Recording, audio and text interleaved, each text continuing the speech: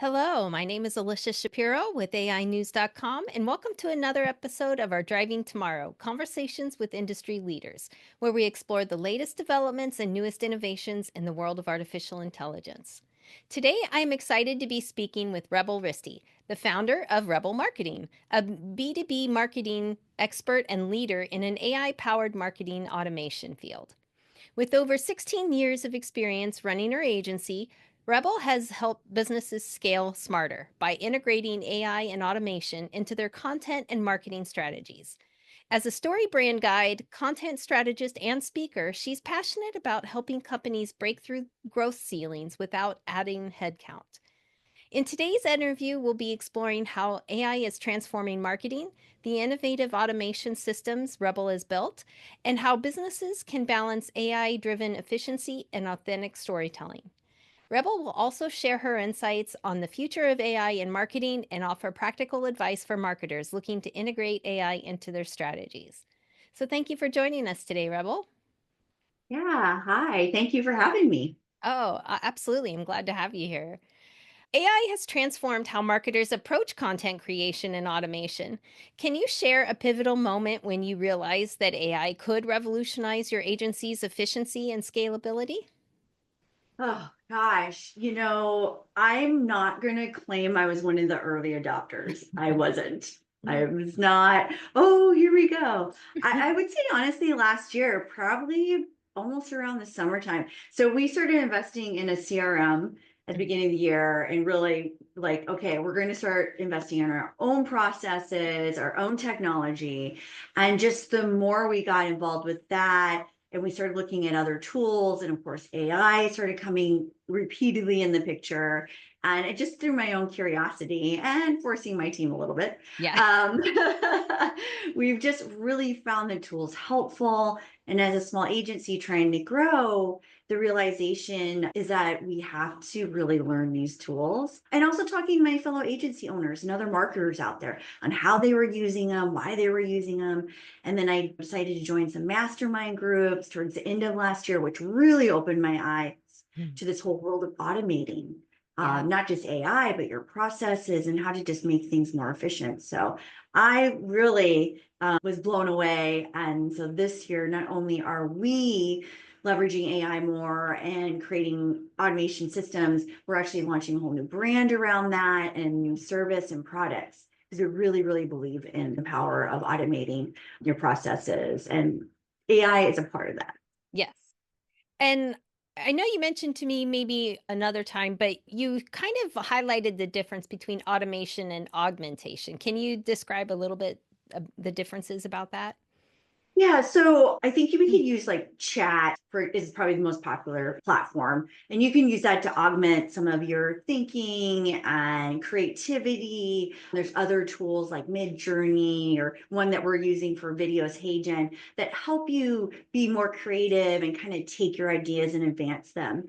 Automation, though, is the next step of that. A great example is our blogging system. We will do a keyword research for our clients. We do a pretty in-depth research, or we work with a keyword SEO specialist company that will do a lot of that. And then we take that and they help us decide what topics to write around. And so we'll start a draft, and maybe we use chat to do some research. And then we take that and we go into Claude, and Claude helps us write it a little bit better. And then we're going back into chat. And then we have to create an image for that blog. And so there's all these different tools we're using, and we're kind of manually operating and bouncing between them, right? Hmm. Well, with automation, and our preferred platform is Make, again, another open source platform, nothing crazy, to just connect the dots. So I'm taking our best practices and leveraging the different tools, whether they be AI or a CRM, and kind of creating, I always like to call it a team. Mm. So how much would it cost you to have the SEO expert agency? And you probably have to have a couple writers on your team that know how to write about not just your industry, but that are creative. Then you need a content strategist, and then you need someone who wants to be a researcher and a fact checker and an editor, and right? So all of these people are not only expensive, but they're hard to find, and you get them all in the room. And now because of AI, we can get a lot of this expertise, but it's still, the trick is tying them all together in Right. a way that makes them much more efficient. And so we've actually figured out the formula and to do that. And we're starting to build systems around our best practices and leveraging different technologies like AI Oh, to that's connect the exciting. dots. Yeah. Yeah. What do you think some of the most exciting AI-driven workflows that you've implemented are, and how have they changed the games for your clients? I think our blogging system is probably really the most advanced system that we have. Mhm. And the reason I love it, it actually is kind of the starter for all the other systems Mm, because we really focus on the value of key terms and keywords. okay. If you are a marketing strategist, you understand the value of SEO. And so we're really taking best practices. My partner, who happens to be an SEO strategist and a website developer, my marketing manager who also is a specialist in SEO. So we've got a little bit of expertise on the team, but we've built it into our system. So we're actually using a tool, and forgive me, I forget which one, that does the keyword research. So we do the initial data input, but then we're using a tool that does the research. It goes out there, it tells us the value of those key terms, how well they're ranking, the cost to rank for those, how many people are looking at that key term.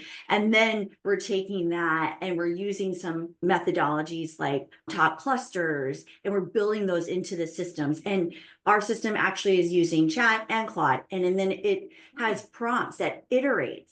So it's not just one time passing it through, it's iterating on itself. And we actually have it set to do that for a couple of days. Oh, So it's wow. really refining that topic and the blog and how it's writing. And again, we're peppering in our best practices as it goes through each level. And then we even have a humanizer tester on it to how much does it sound like a human? How much does it really connect with the audience in a more human way? And then, of course, we have checkpoints where we do have a human go in and read the blog, make sure it makes sense. There isn't anything weird in there. And then we can have it go all the way to posting to your website. And That's it's amazing. probably, yeah, the most advanced system that we've seen, and we've looked at a lot of them.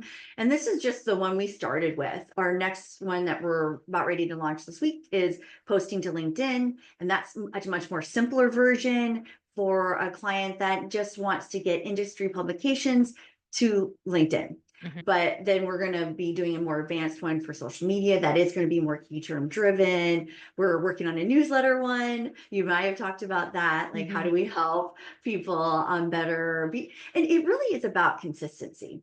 Yeah. And these tools are great because they're getting away from those mundane manual processes that you have to do to get to the good stuff, right? Right. And that's where a lot of people just kind of fall. Mhm. It's like, oh, if I have to go do more research or post today or get it on the schedule, I just don't have time. But you have time, 20 minutes to edit a really good article or to just make sure the image on your social post looks good. So Mhm. those are the things that we're freeing people up so they can be more strategic and just kind of take away those repetitive tasks that Yeah. no one ever wants to do. Exactly. Yeah. And part of AI powered automation brings the efficiency and scaling, but measuring success can sometimes be a little bit harder. So, what metrics do you focus on to ensure that your marketing efforts are delivering the real results for your clients? We're one piece of the pie. Hmm. So, as marketing strategy goes, so for the blogging system, for example, we know we can really value pack that content in the blog so that we are driving that organic traffic based on the key terms that that client needs. Hmm. Now, what we want to do in addition to that is work with their marketing person on the team to make sure that as we're driving traffic to the website, that they're actually having conversion points. They've got good call to actions. They've got lead magnets, things like that. So we're creating our own dashboards where we measure how much traffic we're bringing into the site, how much view time somebody's spending on a specific blog or a page. So those are the analytics that we can provide to the marketing team, to that business owner, and say, hey, now here's the other things that you should be doing to convert that traffic. And because I am a marketing strategist, I can help them. And then we've got really great partners that can take them and get them all the way full circle if they need that. But one of the hardest challenges is, again, just getting the traffic to the website. Yeah. And that alone we can do. We can measure that. Hmm. So that is Good. one metric. Yes. And many businesses are still hesitant about AI, maybe fearing that it might dilute creativity or replace human marketers. How do you strike the right balance between automation and authentic storytelling? We love this formula called Slack. I actually learned this from another fellow story brand guide. And it's start with the story, then what's the lesson from that story, and then a call to action or an action, like a takeaway action, and then a call to action. Hmm. And if you start with that formula, so start with your own personal stories. For example, this past weekend, my father passed away 8 years ago. And so I told a little story about having kind of been in an elevator with the family downtown and just how the dad was being really goofy. Mhm. And so I think if you always just start with your own personal stories, you can feed those into chat. So using that formula, your story, what was the lesson? Dads continue to be goofy out there. Kids, it's okay. You'll cherish those moments one day. Yeah. And, and then an action of, well, that one didn't particularly have an action, but like if you are posting for a business, you might have something like go out and share a story today, Hmm. and then have a call to action to go to the website or something like that. So you kind of follow up that formula, which we like, and feed that into chat, then you're going to get better results and they're going to be a lot more personal. Hmm. And then, of course, as you know, you can get into creating custom GPTs. There's projects now, Claude projects, so that you can go very in depth. But for somebody who's just starting out, I just say just start with your own stories. Hmm. That's great advice. I love that formula too. That's a good acronym to help you remember it. Yes. And we love it. We use it all the Mhm. time. That's great. AI has helped you scale without adding more headcount. For companies struggling with maybe growing limitations, what are some of the biggest misconceptions about using AI for marketing and how do you address those? Well, I think you touched on it in your previous question, is that it will Mhm. replace your marketing team, and it will not. Not Mhm. yet. Not yet. Not yet. So you still need a marketing person on your team if you want to grow, someone who can be strategic. The beauty of AI is that it frees them up to be more strategic. So Mhm. one of the challenges I always had growing my agency or when I did work in a marketing department is that you get stuck in that day to day and you're blocking and tackling a lot of the day, and it doesn't allow you to free up that brain space to be True. strategic, to be creative. And that's really what these tools are doing, is they're helping you free up your brain so that you can be more creative. What I love about it, and I hear the most, is it's referred to a really smart intern that you can talk to. You'll see, I actually use chat sometimes as a coach. There's coaching GPTs that Yeah. you can use. Funny enough, I've used chat to practice my Korean. I'm trying to learn Korean again. Nice. So there are different ways. And I think the misnomer on the marketing side is it's going to replace marketing. You can use it for all your marketing, and that's just not true. I like what you said about it freeing up your mind to be more creative. I find that too because sometimes when I put something into ChatGPT or Claude or whatever, it'll come back with something I hadn't even thought of, and it's even better than what I had thought of. So Right? You're like, darn, yeah. it's just good brainstorming partner. So Yeah. Yeah. And I think if you use it that way and approach it that way, you find the value. mhm. And AI evolves so rapidly. What trends in AI powered marketing automation do you see shaping the future of content strategy and audience management in maybe the next couple of years? That's a loaded question. Yeah. um, you're right. It's changing so rapidly. So my advice is actually don't get too stuck into the trends. I think, yeah, if you try to follow and try and do every application out there, you're gonna just blow your mind. I think it goes back to what we're finding on the automation side is have good processes, follow best practices. Mhm. When it comes to marketing, my methodology's always been keep it simple. Don't try to do 100 things at once. That's going to blow the system and you'll never figure out where the cracks are at. Do 3 things at once and figure out the best process around that. So if you're really good at, let's say, creating social media posts or funny short clip videos, then write down that process, and then you can figure out how to automate some of that around what you do best. Don't try to automate and use all the tools, because that'll just create a big mess. So Mm-hmm. that's my best advice. And then if you keep that idea of using your best processes and then finding the tools that work for that, you'll probably be much better down the road, because Yeah. a lot of these tools are going to probably end up disappearing. They don't work as well as they say they do. Some, yeah, will merge into other ones.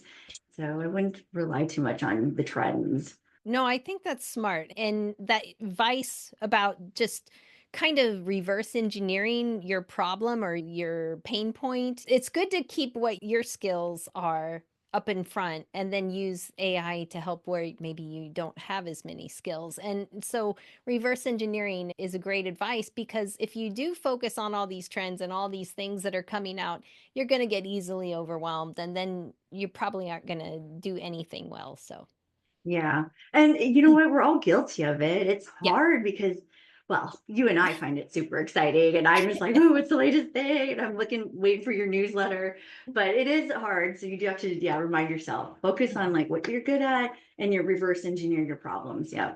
That's great advice. And before we wrap up, I'd like to ask maybe a little bit of a lighter question so our audience can get to know you a little better.